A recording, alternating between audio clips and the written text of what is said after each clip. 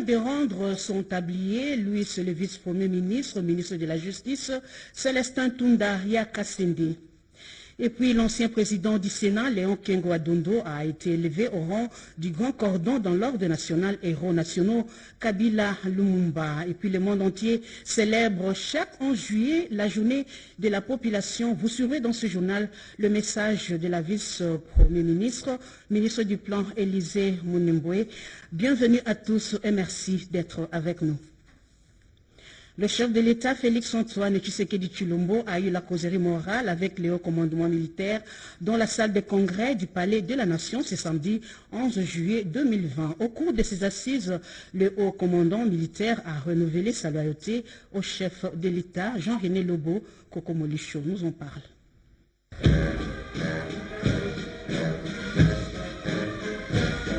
En sa qualité de commandant suprême des forces armées de la République démocratique du Congo, le président de la République, Félix-Antoine Tshisekedi Tshilombo, a présidé ce samedi une réunion du haut commandement élargi dans la salle du congrès du Palais de la Nation. Conduit par le chef d'état-major général des FARDC, le général d'armée, Célestin Mbala Moussiense, les officiers généraux supérieurs et subalternes de l'armée nationale ont participé à cette importante réunion après près de 3 heures de causerie morale du commandant suprême et la présentation de la situation sécuritaire générale. Le haut commandement militaire a renouvelé sa loyauté auprès du chef de l'État. Nous, officiers généraux, supérieurs et subalternes, sous-officiers et hommes de troupe, saisissons l'opportunité que nous offre cette circonstance pour souhaiter et présenter nos vœux de bon anniversaire au président de la République, chef de l'État et commandant suprême, en ce moment précis où notre pays célèbre le 60e anniversaire de son accession à la souveraineté nationale et internationale. Nous tenons à rappeler que conformément à la Constitution de la République, les forces armées de la République démocratique du Congo, qui sont apolitiques, républicaines, nationales et dissuasives, ont pour mission sacrée la protection des gens et de leurs biens, la sauvegarde de l'intégrité territoriale et de notre indépendance, ainsi que la protection jusqu'au sacrifice suprême des institutions légalement établies, dont la première est le président de la République. En outre, nous, officiers généraux, supérieurs et subalternes, sous-officiers et hommes de troupe, restons résolument engagés à ne jamais trahir le Congo, conformément à notre serment, car les forces armées de la République démocratique du Congo sont le ciment de l'unité nationale. Ce serment traduit également notre détermination à servir la patrie dans la discipline avec abnégation et circonspection. Respectueuse des droits de l'homme, du droit international humanitaire et des règles d'engagement dans l'accomplissement de leur mission régalienne, nous vous assurons que les forces armées de la République démocratique du Congo sont totalement dévouées au service du peuple congolais et à la cause Congo. Elles vous promettent d'exécuter scrupuleusement et correctement toutes vos instructions en vue d'éteindre tous les foyers d'incendie et de neutraliser de manière définitive toutes les forces négatives autour de l'insécurité à travers l'ensemble du territoire national, de manière à produire la paix, facteur essentiel pour garantir les investissements producteurs de richesses et du développement de notre pays. À l'issue de la réunion du haut commandement élargi aux commandants régions et des secteurs opérationnels de l'ensemble de notre pays, tenue ce samedi 11 juillet 2020 au Palais de la Nation à Kinshasa, nous, officiers généraux, supérieurs et subalternes, sous-officiers et hommes de troupe, réitérons toute notre fidélité à votre suprême autorité, ainsi que notre attachement indéfectible à votre auguste personne, pour matérialiser votre vision de faire des forces armées de la République démocratique du Congo une armée réellement nationale, professionnelle et moderne. Plus rien n'a besoin d'excellence. C'est pour la deuxième fois que le chef de l'État reçoit le haut commandement militaire après la première réunion d'allégeance en février 2019. Parmi les dossiers traités au cours de la 39e réunion du Conseil des ministres, présidée par le chef de l'État, Félix-Antoine Tshisekedi Tshilombo, par vidéoconférence, on notera les événements survenus ce jeudi 9 juillet à Kinshasa et dans certaines villes du pays. Suivez plutôt les comptes rendus avec le ministre d'État, ministre des Médias et porte-parole du gouvernement, Julino Makelele. La communication du président de la République a porté sur 5 points, à savoir 1. Manifestation d'expression populaire via les marches du jeudi 9 juillet 2020 à travers le pays. 2. Élévation au rang de héros national et admission dans l'ordre national héros nationaux Kabila Lumumba. 3. Non-paiement par le gouvernement du segment satellitaire utilisé par la RTNC 1, RTNC 3 et les 2 chaînes radio. 4. Régularisation des cotisations de la République démocratique du Congo vis-à-vis des organisations internationales. 5. Désignation des représentants des ministères au comité de pilotage du Conseil présidentiel de veille stratégique. Des manifestations d'expression populaire du jeudi 9 juillet 2020 à travers le pays. Il a été constaté le jeudi 9 juillet 2020 à travers le pays des manifestations ou événements d'expression populaire dénonçant notamment les irrégularités et les contradictions dans le processus devant conduire à la désignation des membres du bureau de la CENI, et ce, malgré l'interdiction de rassemblement de plus de 20 personnes pendant cette période d'état d'urgence. Le chef de l'État a indiqué que s'il peut comprendre ces réactions d'exacerbation du peuple face aux couacs et irrégularités constatées jusque-là dans le processus devant mener à la désignation du président du bureau de la CENI, en revanche, il condamne les actes qui ont entraîné la mort des personnes et la dégradation des biens publics et privés. Il exige que toute la lumière soit faite sur ces incidents et que les responsabilités soient établies et les coupables punis. Le vice-premier ministre, ministre de la Justice, Célestin Tunda Kassende, vient de rendre son tablier. Il a déposé sa lettre de démission auprès du Premier ministre Ilunkamba, poste qu'il occupait depuis le 3 septembre 2019. Françoise Bouela et Pompo Umbar pour le reportage. L'équipe Ilunkamba amputée. Ce samedi 11 juillet 2020, le numéro 3 du gouvernement vient de rendre sa démission au Premier ministre, Ilunga Ilunkamba. Je suis venu rencontrer ce jour le Premier ministre, chef du gouvernement, après que j'ai eu à faire un examen personnel de la situation de l'heure pour lui remettre officiellement ma démission en tant que vice-premier ministre, ministre de la Justice et garde des Sceaux. En homme d'État, le désormais ex-vice-premier ministre de la Justice exprime sa gratitude pour le soutien dont il a fait l'objet. Tous mes remerciements à lui-même qui m'a encadré au sein du gouvernement et mes remerciements également au président de la République pour la confiance qu'il avait placée en moi. J'ai pu traduire aussi mes remerciements à toutes les autorités politiques du pays et à ma propre famille politique pour le soutien, pour l'encouragement. Je ne sais pas si je dois dire que je n'ai pas démérité, mais très humblement, je pars du gouvernement avec la conviction que mon action au sein du ministère de la Justice a apporté une pierre à l'édifice de la consolidation de l'État de droit dans notre pays. Et je ne peux pas terminer sans remercier également tous mes collègues avec lesquels j'ai travaillé au gouvernement. Pour rappel, il y a quelques jours, des rumeurs annonçaient le départ de Célestin Tounda Ya Kasende sans en apporter la moindre preuve. Un communiqué officiel avant de poursuivre ce journal venant de la Cour constitutionnelle.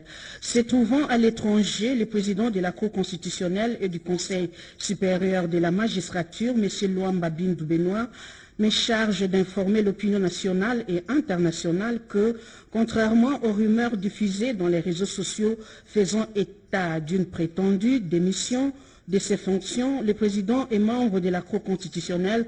Il n'en est rien. Il demeure détenteur du mandat de cette qualité jusqu'à son terme au mois d'avril 2021. Il ne s'agit donc que de fausses informations contre lesquelles le présent démenti est apporté, fait à Kinshasa le 11 juillet 2020. Linda Valentin, président de la Cour suprême de justice. Double cérémonie ce samedi 11 juillet dans la salle des congrès du Palais du Peuple avec le baptême du livre Kengo Adondo, La Passion de l'État, par le président du Sénat, Alexis Tambwe Mwamba. Léon Kengo Adondo a été élevé au rang du grand cordon dans l'ordre national des héros nationaux Kabila Lumumba pour des loyaux services rendus à la nation congolaise, nous disent Eugénie Chabani et Berthe Mukonkoli.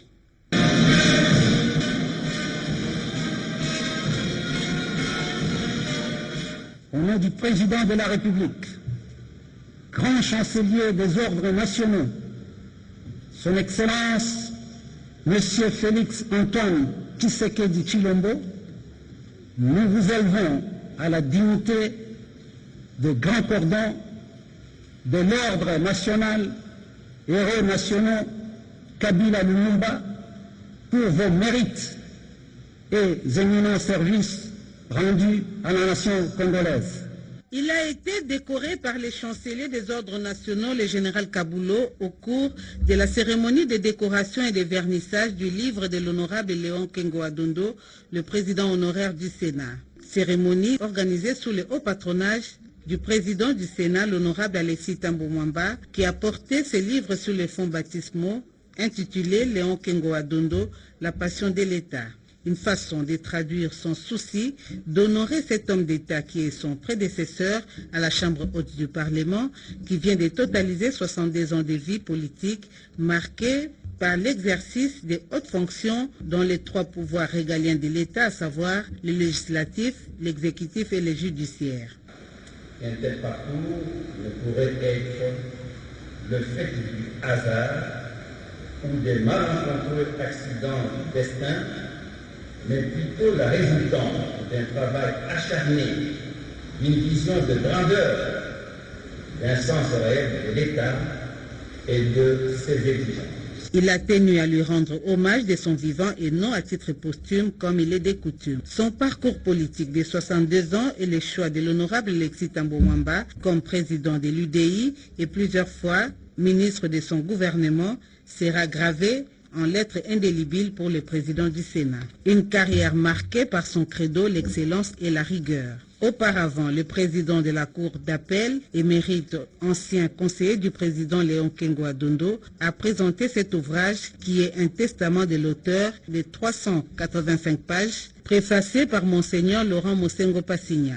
La cérémonie était ponctuée d'intermèdes musicaux. S'en est suivi la lecture critique du livre par le sénateur Célestin Kabuya Lumuna, sociologue et professeur à l'université de Kinshasa. Ses amis Léon Ngoulou et Gilbert Kiakwama ont fait les témoignages. La cérémonie était également marquée par la remise des fleurs par le président du Sénat, l'honorable Alexis Tambwe Mwamba, à son prédécesseur et aussi de l'épouse de l'honorable Kengo Adondo. L'humanité tout entière célèbre le 11 juillet de chaque année la journée mondiale de la population. Accès équitable à la population familiale, c'est le thème retenu à l'échelle mondiale. Occasion pour le vice-premier ministre, ministre du Plan Élisée Mounemboué d'adresser un message à la nation. Elle est au micro de Peggy Mukunda. Le choix de ce thème a été dicté par le fait que la crise provoquée par le coronavirus a fait des ravages dans le monde entier. Mais tout le monde n'est pas touché de la même manière. Les femmes, qui représentent la plus grande partie des agents de santé de première ligne, par exemple, sont plus exposées à cette pandémie que d'autres catégories. Partout ailleurs, les chaînes d'approvisionnement sont perturbées, ce qui affecte la disponibilité des contraceptifs et accroît le risque de grossesse non désirée. Alors que les pays sont bloqués et que les systèmes de santé ont du mal à faire face à cette nouvelle donne, les services de santé sexuelle et reproductive sont mis à l'écart et la violence sexuelle est basée sur le genre est en pleine progression. Les recherches récentes du Fonds des Nations Unies pour la population révèlent que si la tendance actuelle se poursuit pendant 6 mois avec des perturbations majeures des services de santé, 47 millions de femmes dans les pays à revenus faibles ou intermédiaires pourraient ne pas être en mesure d'accéder à des contraceptifs modernes, entraînant 7 millions de grossesses non désirées. On peut également s'attendre à 31 millions de cas supplémentaires de violences sexuelles. En République démocratique du Congo, la réponse à la COVID-19 déterminera à quelle vitesse nous allons nous rétablir et savoir si nous atteindrons ou non les objectifs du développement durable ODD en sigle à l'horizon 2030. Que vive la journée mondiale de la population 2020, que vive la République démocratique du Congo et son peuple. Je vous remercie. Sport électrique haute tension des 320 kV Kalumbila Kolwezi, c'est pour bientôt. Un atelier de validation des études de faisabilité du dit projet a eu lieu sous la direction du ministre des Ressources hydrauliques et électricité. Reportage Mia Indeke. C'est dans le souci d'améliorer la qualité de la desserte en énergie électrique en RDC au grand bénéfice de la population et des industries congolaises qu'a été motivé ce projet d'interconnexion entre la RDC et la Zambie.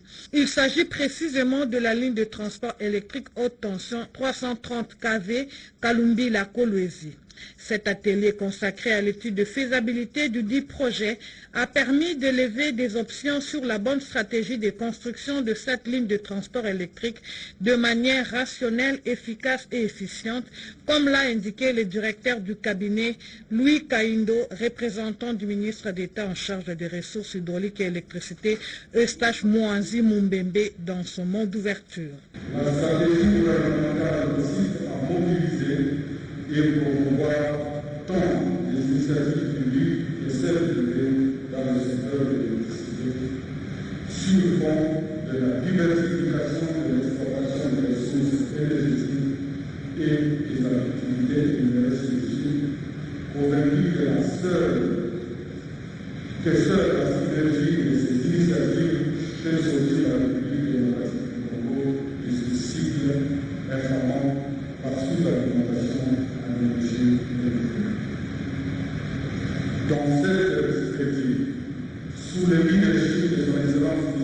Central Tshisekedi Tshilombo, le chef de l'État, le gouvernement s'est résolument engagé à soutenir et accompagner les opérateurs privés dans la réalisation du projet, et ce, dans une logique de partenariat gagnant-gagnant. Il y a lieu de rappeler que la réalisation de ce projet a été donnée à l'entreprise Power SARL dans le cadre de la libéralisation du secteur de l'électricité et l'ouverture du marché, comme le soutient la loi numéro 14/01 du 17 juin 2014. Cette ligne de transmission de 330 kV Kalumbila-Kolwezi, une fois réalisée, favorisera également le développement économique et l'intégration régionale. Plusieurs hectares du sud de la zone économique spéciale de Maluku ont été spoliés, constat fait par une mission d'inspection de l'agence de zone économique qui n'a pas hésité de procéder à la démolition de quelques constructions anarchiques. Un reportage de Betty Amani rendu par Eric Kabamba. C'est une descente pour lancer une dernière mise en garde aux spoliateurs du site de la zone économique spéciale de Maluku. À la tête de cette forte délégation, le chargé des missions de l'agence des zones économiques spéciales AZES, Ogibolanda Menga, qu'accompagnait le ministre provincial de l'urbanisme Sam Leka, les auxiliaires de la justice et les experts du ministère de l'Industrie venus s'inquiéter de la situation. Sur place, la désolation est bel et bien visible. Plusieurs hectares de ces sites ont été spoliés par certains particuliers et ont construit même de maisons de fortune pour réserver chacun son espace. Après avoir montré et remis toutes les pièces au bourgmestre de Maluku, l'arrêté consacrant l'octroi de ces sites et la carte de délimitation, cette autorité municipale a instruit la démolition de ces constructions anarchiques sur ordre du ministre provincial. Une décision vivement saluée par Ogibolanda. Le ministre de l'Industrie, qui est la tutelle de l'agence de zone économique spéciale, nous a instruit. Dès qu'il a appris ça, il a dit allez sur terrain, vérifier. Faites-nous rapport pour qu'au niveau du gouvernement, nous puissions voir ce qu'il faut faire. Normalement, cet espace ici, il est prévu qu'on puisse mettre ici 2 grands projets. On va faire ici un parc technologique ici, dans les 50 hectares ici. Les récalcitrants vont subir la rigueur de la loi, a lâché le ministre provincial de l'urbanisme. Vous avez vu aujourd'hui, nous sommes avec le bourgmestre, nous sommes avec le chef de quartier, nous sommes avec le chef de service de l'urbanisme, nous sommes avec la sécurité, nous sommes avec la justice. C'est pour arriver à mettre en garde tout celui qui va oser, il sera arrêté. Pour mettre fin à cette série de spoliations, l'AZES compte dans les tout prochains jours mettre des pancartes et autres signalisations pour sécuriser ces sites.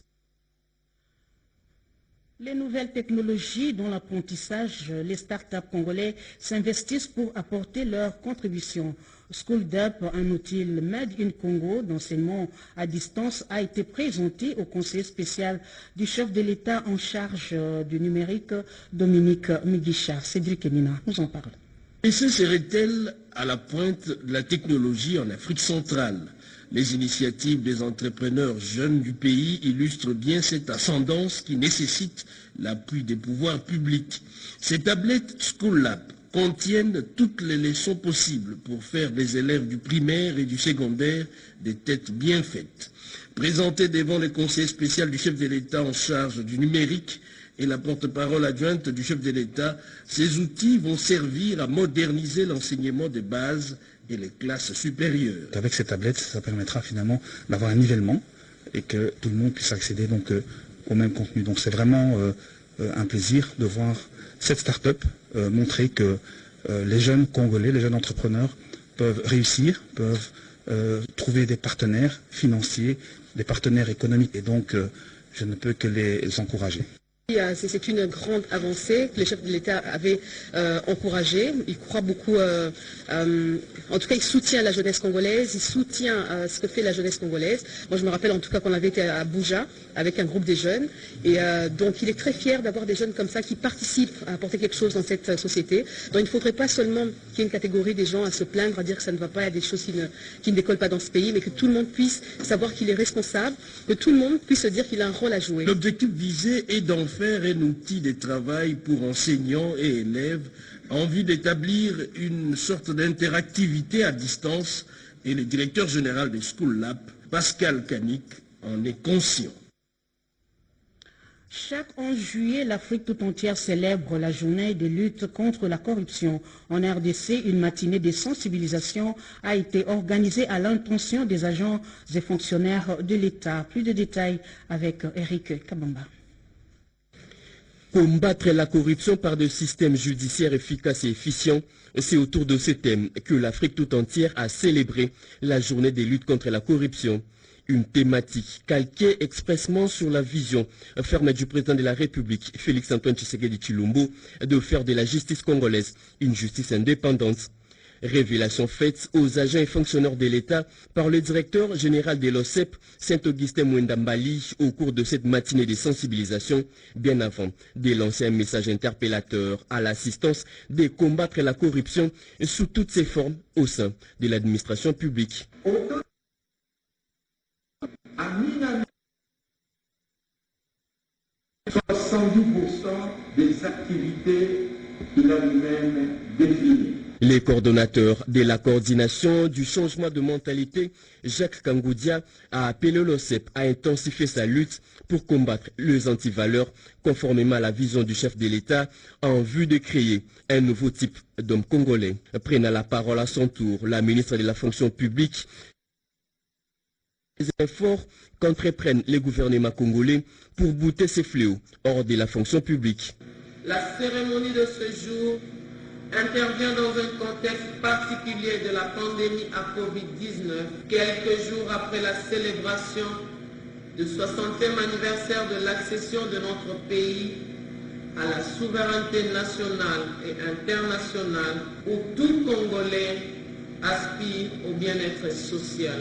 Juste après, les participants ont été largement édifiés sur le discours de quelques experts des droits qui ont souligné noir sur blanc toutes les peines prévues par la loi pour sanctionner ceux-là qui se livrent à des pratiques de la corruption. Ces agents publics sont sortis donc aguerris des enseignements reçus au cours de cette journée, clôturée par le directeur de cabinet du Premier ministre. Le ministre de la Santé, Dr Eteni Longondo, a échangé avec le représentant des Médecins sans frontières en RDC. Au menu, le volume d'activité de cet ASBEL depuis sa création vers les années 1981 en République démocratique du Congo. Sandra Wallo et Patrick Kachara. Un tête-à-tête entre les représentants de Médecins sans frontières en RDC et le ministre de la Santé, Dr Eteni Longondo, de faire le point sur la mission de cette structure sanitaire. Plusieurs heures d'échange pour ces représentants de Médecins sans frontières d'étaler les différentes activités du MSF sur les urgences faites en matière de vaccination dans la recherche thérapeutique et opérationnelle dans 10 provinces de la Cette association sans but lucratif intervient également dans la prise en charge des malades. Point assez généraux. Clairement, quelques questions relatives aux réponses aux urgences dans lesquelles le MSF est impliqué en ce moment, que ce soit la rougeole, que ce soit le choléra ou la 11e épidémie d'Ebola, Mbandaka. Un échange productif, des perspectives de travail ensemble et de bonne écoute, c'était très intéressant. Le MSF réitère son engagement au ministre de la Santé en sollicitant une bonne collaboration dans le cadre du renforcement des capacités du personnel médical avec plus de 400 projets dans différents domaines de la santé. Le ministre de l'Environnement a signé une note circulaire numéro 004 qui stipule la désinfection de tous les bâtiments de travail. Raison de la désinfection ce samedi du bâtiment du Fonds forestier national. Lopez Kakouba nous en parle. C'est samedi 11 juillet 2020, dans la matinée, le bureau du Fonds forestier national a subi une désinsectisation de fond en comble. Le but étant d'éliminer les risques de contamination au coronavirus, car les virus en soi ne circulent pas, mais ce sont les hommes, insectes, rats qui les déplacent. D'où l'essence de l'opération de ces jours qui succède. La dératisation survenue vendredi et précède la désinfection des locaux prévus ce dimanche. Présent et à pied d'œuvre, les chargés de mission adjoints Jean-François Beaufoy dit Tuntumba, les seconds de Alain Kalangiro, a salué la nouvelle dynamique imprimée par le ministre de l'Environnement et Développement durable, Maître Claude Nyamugabo, qui vise à désinfecter les lieux publics avec le concours de la direction d'assainissement. Son Excellence Maître Nyamugabo a rendu public une note circulaire relative à la désinfection obligatoire sur tout le territoire national dans le but d'assainir les milieux de travail pour prévenir aussi la contamination à certaines maladies causées par l'insalubrité et la pollution de l'air. Le Fonds forestier national étant un établissement public a saisi cette opportunité et c'est conforme à cette circulaire. Notons par ailleurs que ces actions se poursuivront en province, en plus des opérations déjà menées notamment au Palais du Peuple, à l'hôtel du gouvernement et à la Cité de l'Union africaine, la fonction publique et récemment à l'hôpital Mabanga dans le cadre d'un projet chapeauté par la Fondation Denise Nyakeru Tshisekedi. Le ministre des Droits humains a fait la ronde de quelques centres de santé et hôpitaux qui ont accueilli les blessés victimes des événements du 9 juillet dernier. André Litté s'est indigné et invité les uns les autres au bon sens et au respect des droits humains. Lucie Lavitisenda. Les incidents survenus ce jeudi 9 juillet dans la ville-province Kinshasa en particulier lors de la marche non autorisée des manifestants contre la désignation de M. Ronsard Malonda au poste de président de la CENI n'a pas laissé indifférent le gouvernement de la République. C'est dans ce cadre que le ministre des Droits humains, André Litté ACBA, a effectué ce jeudi 10 juillet la visite aux victimes de ces actes barbares. Le ministre des droits humains s'est rendu d'abord au centre médical de la Légion nationale d'intervention de la police nationale congolaise situé sous l'avenue Victoire dans la commune de Kasavubu. Ici étaient hébergées 23 personnes blessées dont 19 policiers et 4 civils qui ont déjà quitté ce centre à la demande de leurs familles respectives. Ensuite, André Litté ACBA s'est dirigé au centre médical du camp Lufungula dans la commune de Lingwala où un policier a été blessé grièvement à l'œil. Dernière étape de sa visite, le centre Bondeko dans la commune de Limete qui accueille plusieurs blessés. Partout où il est passé, le ministre des Droits humains a reçu des explications des médecins sur la prise en charge des compatriotes et a insisté sur la bonne prise en charge de tous les blessés et des policiers touchés en plein exercice de leur métier. Il a émis le vœu de voir ces vaillants éléments reprendre dans les brefs délais leur mission, celle de protéger les personnes et leurs biens. André Litté ACBA a à l'issue de cette ronde souligné que les enquêtes seront ouvertes afin d'établir les responsabilités et que les coupables subissent la rigueur de la loi. Il a demandé que les responsables des partis politiques sensibilisent leurs militants sur le respect des droits de l'homme. Le gouvernement provincial du Lualaba a totalisé ce 11 juillet une année depuis son investiture que de réalisations 12 mois après, le gouverneur du province Richard Mouyej a dressé un bilan à mi-parcours. Oscar Balkaïch pour les commentaires. Le développement d'une province n'est qu'une question de volonté politique. Richard Mouyej l'a compris. Les jours passent vite et ne se ressemblent pas. Au total, 12 mois, c'est 11 juillet 2020, depuis l'investiture du gouvernement provincial du Lualaba. Une année consacrée totalement au travail. Les résultats sont palpables dans plusieurs secteurs de la vie de cette province. Par souci de redevabilité, Richard Mouyej Manguesmans se devait de rendre compte à mi-parcours de son action à la tête de la province. Le désormais célèbre pont de l'alternance, dont les travaux ont pris 8 mois, a été inauguré le 30 juin 2020, date commémorative de l'indépendance de la RDC. C'est tout un symbole, en hommage aux 2 acteurs clés de cet événement historique et unique à son genre, Dixit, le gouverneur du Lualaba. Arrivé à Kolwezi en novembre 2015, l'équipe de Richard Mouyej se devait d'offrir à cette province des infrastructures immobilières dignes de ses noms pour abriter les nouvelles institutions provinciales. Ainsi, l'hôtel du gouvernement est sorti des terres, vouloir ses pouvoirs, dit-on. Et Richard Mouyej d'ajouter, je cite, « Il nous arrive d'entendre des gens affirmer, peut-être naïvement, que la province a énormément de moyens et que l'allure de développement aurait dû être plus remarquable, c'est possible. Mais comme nous n'avons aucune idée de leur base d'appréciation, nous craignons que ce soit un problème d'esprit, donc difficile à considérer. Il est vrai que le Lualaba est donc la catégorie des provinces qui ont des atouts qui offrent la possibilité de croissance, mais les Katanga en détenaient plus. Il faut aussi et surtout, pensons-nous humblement, la volonté politique, l'amour pour la province et l'attachement à la patrie. Fin des citations.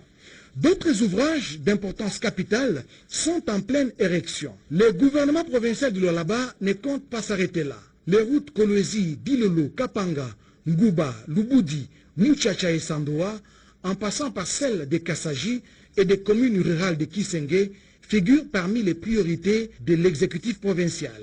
C'est ce qui explique l'acquisition par la province d'un atelier moderne, des engins de terrassement, de nivellement et de transport pour rendre les routes carrossables en toute saison. Les défis sont énormes, la dynamique est déjà amorcée et va se poursuivre, a conclu les patrons de la province. Cette campagne de salubrité dans la ville de Kinshasa, le coordonnateur Kinbopeto Germain Poundou a eu un face-à-face avec les représentants de chaque commune, nous dit Christine Lenzo. Poursuivant sa sensibilisation à travers la ville pour rendre Kinshasa propre, le coordonnateur national de ce programme, Germain Poundou, a réuni les coordonnateurs de toutes les communes de la ville de Kinshasa. Occasion pour lui de les appeler à lutter contre la saleté dans leurs entités. Pour ce faire, une sensibilisation devra être menée au niveau des quartiers et autres avenues pour maintenir la ville de Kinshasa propre. Germain Poundou a aussi conscientisé ses coordonnateurs communaux de Kinbopeto à faire de leur mieux pour épargner la ville de Kinshasa de la nuisance sonore. Ces idées ont été enrichies par la suite lors d'un débat et échange qui s'en était suivi. Au finish, ils ont insisté tous pour le maintien de l'enterrement directement après la morgue, tel que décidé durant cet état d'urgence décrété par le chef de l'État, Félix Antoine Tshisekedi. C'était avant de mettre l'accent sur le respect des mesures barrières pour lutter efficacement contre le coronavirus. Cette loi n'est pas éternelle, donc nous arriverons bientôt au fait que l'urgence sanitaire sera levée, mais Bopeto doit continuer. Pendant le confinement, il y a eu quelques relâchements par-ci, par-là. Et là, nous voulons que les coordonnateurs Bopeto rentrent vraiment dans un travail assidu pour que notre ville puisse renouer avec la vision de son Excellence, Monsieur le Gouverneur Jean-Tini Ngobilambaka. C'est dans cette optique que j'ai réuni tous les coordonnateurs communaux, leurs adjoints et les directeurs des opérations Bopeto, les chargés des opérations de chaque commune. Après la dite réunion, le coordonnateur de Kinbopeto Germain Poundou a organisé une visite dans quelques avenues de la commune de Kalamou, un spectacle pas beau à voir car la saleté sautait à l'œil nu, ce qui a poussé Germain Poundou à exiger la fermeture de quelques boutiques et restaurants ne répondant pas à l'hygiène exigée. Ils ouvriront leurs portes moyennant paiement des amendes. Les travaux de construction du centre de traitement et de captage d'eau à Lemba Imbu évoluent bien. Le constat a été fait ce samedi 11 juillet par les conseillers principaux du chef de l'État en charge des mines et énergie et celui des infrastructures. Ils étaient accompagnés par le directeur général de la Régie des eaux. Plus de détails dans cet élément de reportage.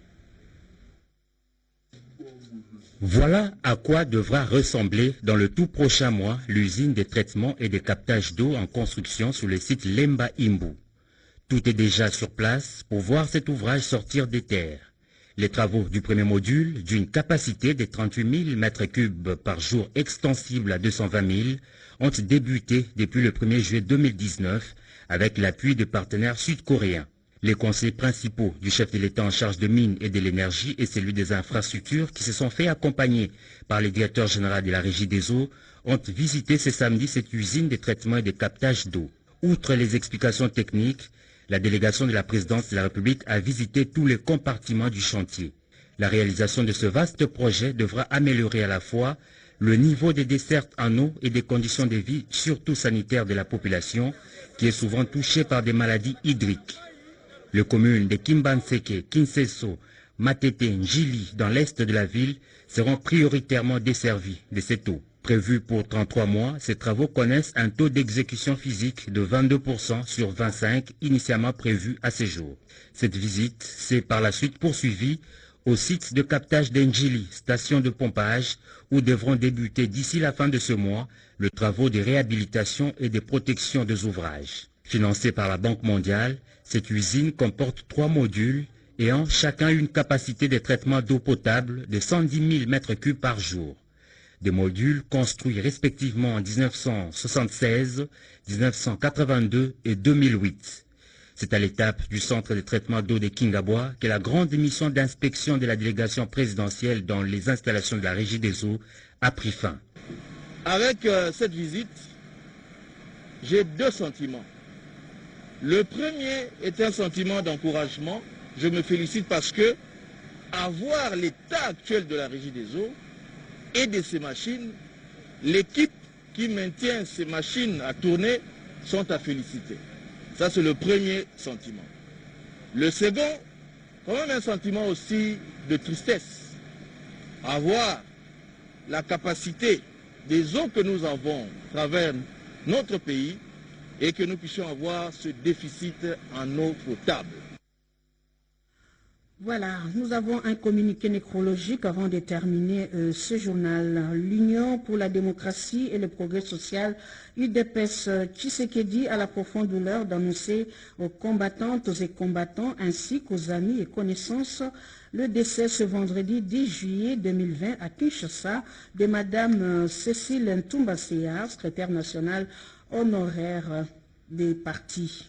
L'UDPS Tshisekedi salue respectueusement les bons loyaux services rendus par cette combattante pendant la dure période du combat pour la conquête du pouvoir. Le président du parti des condoléances à la famille biologique de l'illustre disparu et l'ensemble de notre famille politique, que son âme repose en paix. Le programme des obsèques sera communiqué ultérieurement, fait à Kinshasa 10 juillet 2020. Ce communiqué est signé Augustin Kabouya Chilumba. Fin de ce journal, mesdames, messieurs, merci de l'avoir suivi. Merci également à tous les héros dans l'ombre. Prochain rendez-vous d'information, c'est tout à l'heure à 22h dans une présentation signée Pierrot Mbouyou Saïdi. Je vous souhaite de passer un excellent week-end et à très bientôt.